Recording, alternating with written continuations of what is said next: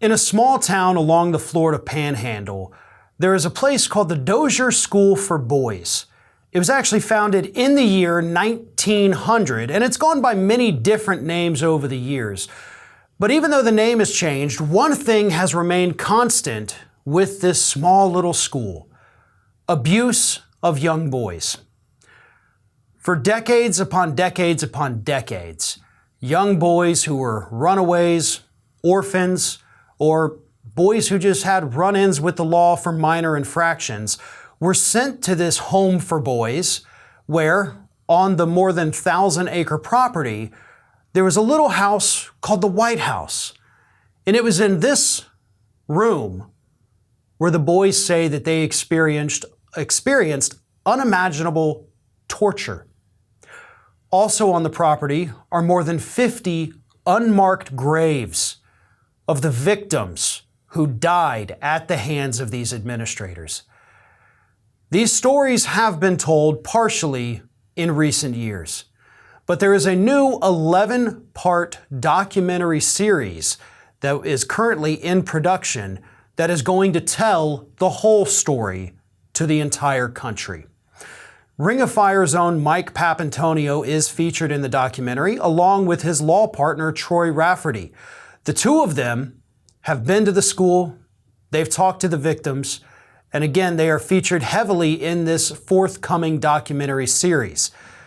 A 4.5-minute clip has been put together with some of the footage that's already been filmed, including brief interviews with some of the people who survived the torture at this school. So take a look and make sure you check back with us here at Ring of Fire for information about when this is going to air, how you'll be able to watch it. Again, it's currently in production, but take a look so far at how devastating this has been for the people who are now in their late stages of life, but they still recall with vivid detail how horrible their experiences were. If you were to drive down a long, narrow, winding, grassy road hidden far from sight, deep in the thick underbrush of the North Florida woods, what you're going to find is unmarked graves containing the remains of 52 bodies, most likely all boys, some possibly as young as 9. As of now, who they are or how they got there, well, it's still a mystery.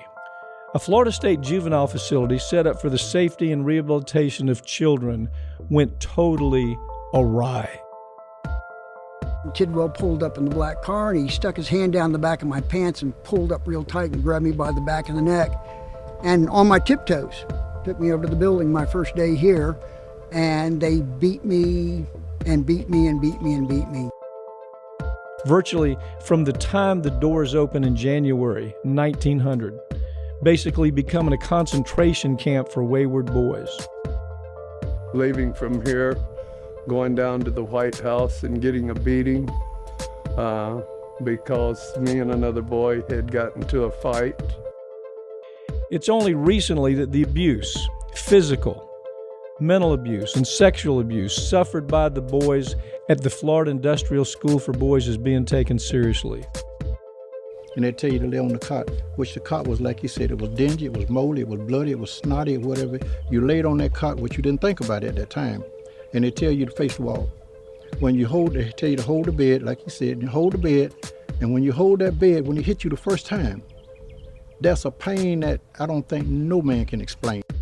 Now that so many of the survivors have stepped forward, finally, and they've banded together, the insane cruelty and suspected murders have clearly been covered up and ignored by the authorities for more than 60 years, but no more.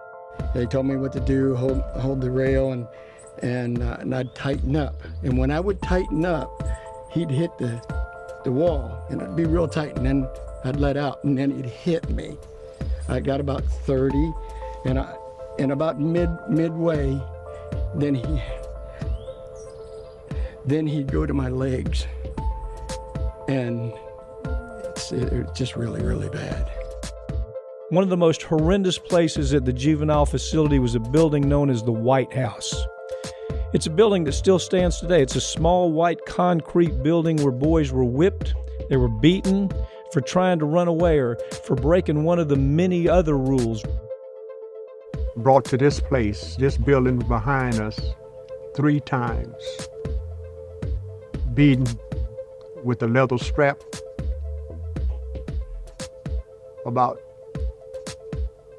8 inches long, 4 inches wide, with a wooden handle on it with metal at the tip end of it.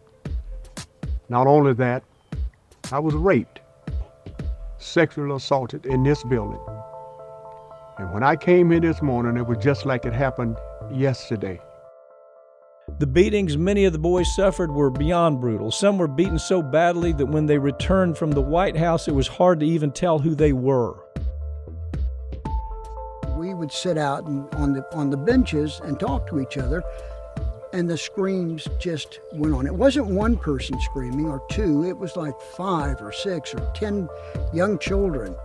And some of the things you really couldn't quite make out what they were saying, but the screams just sent chills up and down you. And sometimes boys never made it out of the White House alive, or at least they were never seen or heard from again by anybody. Time and time again, for more than 100 years now, efforts to bring justice to the men who were traumatized at the White House have been halted again and again. There's likely only one remaining hope for justice, and it rests in the hands of the men and the women who represented the citizens of the state of Florida in the Florida legislature.